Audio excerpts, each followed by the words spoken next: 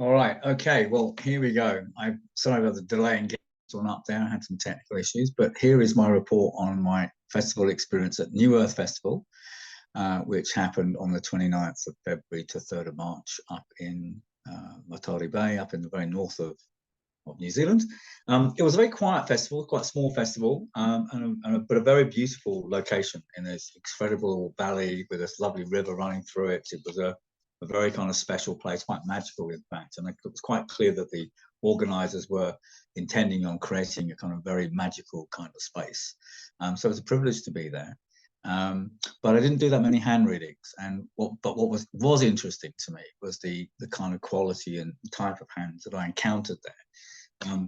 The first day was the most notable hand reading on the first day was a woman who had 8 whorls and a Palmer whorl here as well, which was an extraordinary, really rare thing to see in anyone's hands. But she had very striking case of what was called Palmer erythema. Palmer erythema is a reddening of the palm, where the palm gets completely red, which is an indication of the build-up of toxicity within the body, usually caused by the liver having to overwork or the liver being damaged in some kind of way. It's really common in, for example, alcoholic cirrhosis of the liver. So where people are drinking a lot of alcohol, the liver can get damaged, and it's one of the sort of clinical signs of problematic liver conditions. And so I checked it with this woman, and in fact she knew that she did have problems with her. She's been on steroids for a number of years, and this was causing sort of knock-on health effects in other parts of her body, so she was going to see a naturopath on that. So that was kind of reassuring that she already had that under control and was already looking into that. And that's a very kind of practical way in which it's obvious that hand reading can be really helpful to people. It's not so much about making a medical diagnosis, but having an awareness of symptomatic effects like that and being able to point people in the right direction so they can go and get it investigated. The most common feature, I think, in the hands that I saw in this festival was these really long water-shaped hands. Let me just find a couple of examples. I've got some examples here. There we go. There we go. That's a really good example of a water-shaped hand. This young woman, actually, I didn't read her hands, but I just wanted to show you this hand because it's in quite an extraordinary example of a water-shaped hand. You can see a long rectangular palm, and you can see these long fingers that are going right up there. The key thing with a water-shaped hand is that it's a thin rectangular palm, and the fingers are longer than the width of the palm. In a standard fire-shaped hand, you have a rectangular palm, but the length of the middle finger is shorter than the width of the palm. So in a water-shaped hand, you get a much thinner palm and much, much longer fingers. And this always shows people who are very preoccupied with their inner realm and their emotional life.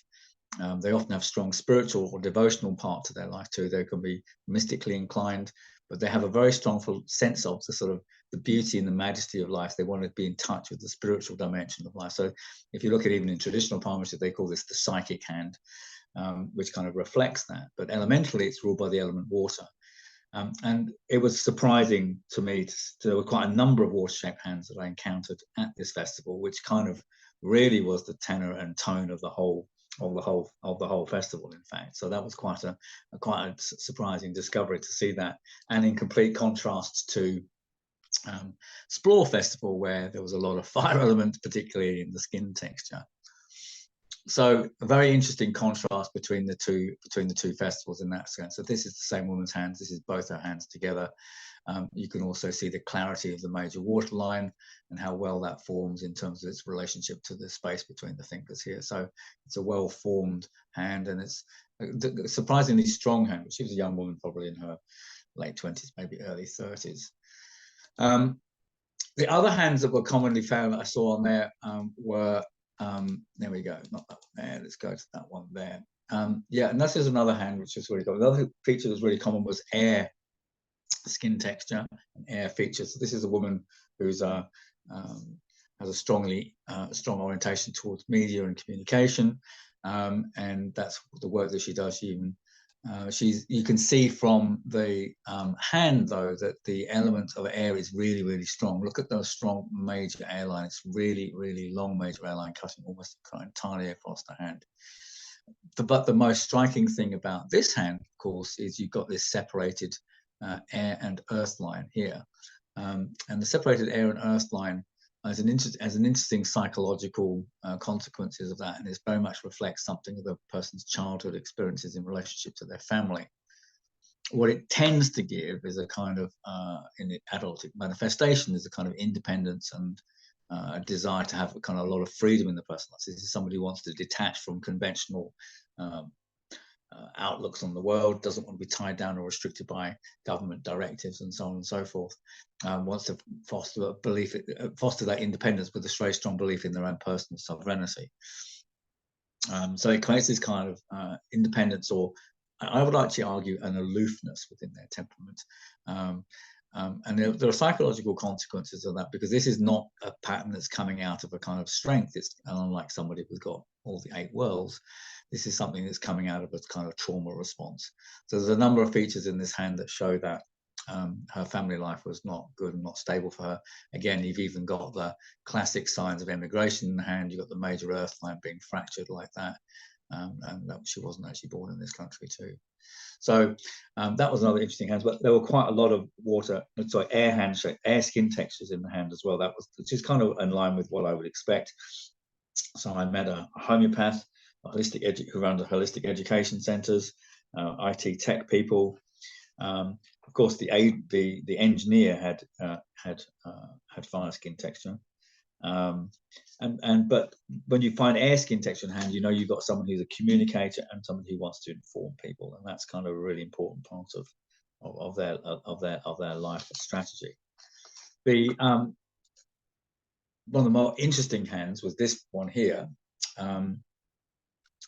So again, it's unusual to find somebody with an earth skin texture, but this woman, as you can see, she's got quite square little palms and really earthy skin. The skin texture is really rough in this hand. And when you have an earth skin texture like that, what that indicates is somebody who's living in the land or working on the land or working with animals in some kind of way, needing to have that rapport with the natural environment.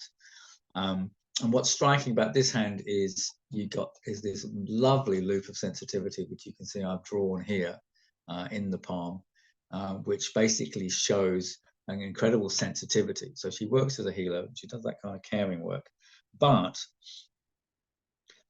most of all, I think what she's got here is a combination to work intuitively with the land or intuitively with animals. So you've got someone who's got an orientation towards kind of working with in a healing way or in a regenerative way towards the natural environment. And in fact, she runs a small holding in the north of New Zealand with her partner. And you know, that living in that kind of natural kind of way is a really big part of her life and a really important thing that she does in her life. Being that way, let's go back this way. But probably the most interesting and distinctive hands that I came across were these hands here. And this is one of the people who kind of was really creating a mark in the festival, and I think really showing the kind of quality and atmosphere that was prevalent at this particular festival. Again, we have a water hand shape and in this case water skin texture. And I'd like to point out the incredibly long index fingers on both hands. I'll go back to the other photograph, that's probably a bit easier. You can see that the index fingers are almost as long as the middle finger. So normally the ring finger and the index finger are the same length. This is enormously longer than the ring finger. And a long index finger shows someone with a very strong interest in personal psychology, and so someone who's a very strong interest in spirituality and mysticism, on top of the water hand shape and water skin texture that we've already seen there. So this is somebody who's very attuned into, if you like, the spiritual dimension of life, very attuned to being engaged with what we might call spirits or other beings. And in fact, she has an incredible sensitivity to those things. So one of the things she does, she's a great communicator with what I think she calls intergalactic beings. I'm not quite sure the right languaging for this. what was struck me particularly was that she has a tented arch on the passive hand index finger, which hasn't come out well in the photograph, but a tented arch always shows somebody who's on a mission, somebody who's out to change the world in some kind of way. And this is a woman who'll be on a mission to change the world according to her spiritual beliefs and her spiritual values, which essentially, being as they are ruled by the water element, are particularly to do with sensitivity and compassion and feeling and having an emotional relationship to people. So she's got a very strong emotional orientation in her life. But I noticed also that she has a very, very strong minor air line in the passive hand.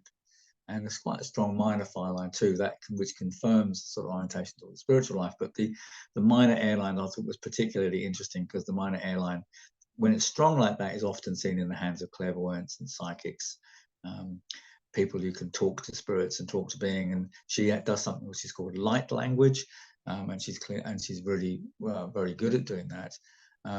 And she's written a lot about it as well. So again, you've got someone with a very long airline in the active hand, who's for whom communication is a really important part of her life. So these things together kind of like denote somebody who's very drawn towards spreading a message of compassion and sensitivity and caring. From a fire element point of view, one might argue living in a bit of a dream world or an imaginary world, because the water element is all about those kind of things. And I think it's worth noting the bent index fingers on both hands and the bent middle fingers on both hands. The bent middle finger shows the kind of someone who's going to do something unconventional and be different from the crowd, but we kind of already know that because of the mission. She's on a mission with the tented arch on the passive hand. But I think it's as well to look at the conditions in childhood indicated by the bending of the index finger, which might show why she has the orientation disposition that she has currently and why she's doing what she's doing. She wants to create safe spaces. She wants to make an emotionally safe space where it's reassuring and where it's comforting. And she has a very positive message that she wants to get across to people, that the world is beautiful and we're all going to live happily ever after. So that's kind of like a big feature of that particular hand formation. So so that's just a sample of the handprints that I encountered when I was up at New Earth Festival. There's definitely some interesting hands there for sure, and some quite unusual features. And that's one of the virtues of getting out and about doing hand reading, is you put yourself in different situations amongst different populations, and you will get different hand reading, different kinds of hands to read, and therefore you'll learn a lot more about hand reading too. So if you're learning to read hands, get out and have a look at them and compare and contrast them. It's extraordinary how they hand shape and structures will very often reflect, or sometimes in a very literal way, the kind of experiences that that person has in their life. And our job is to kind of make those connections, make those correlations, and help unveil those to the people who's come to see us. You know, it's a very potent experience to be have those kind of patterns. And when you're reading the hands of older people, it can be very confirmatory, because you're confirming to them what they already know about themselves, or what's already happened to them in their life experience that may have taken them decades to get to the point of realization and understanding. So so sometimes it's affirming, and sometimes it's a pointing direction, a way to go with someone's life, depending on their age. But in all cases, it's always interesting. So next up, I'm off to Earthbeat Festival. It's a 5-day festival. I expect to do a few more hand readings there, and I'll let you all know about that in due course. In the meantime, don't forget to like and subscribe.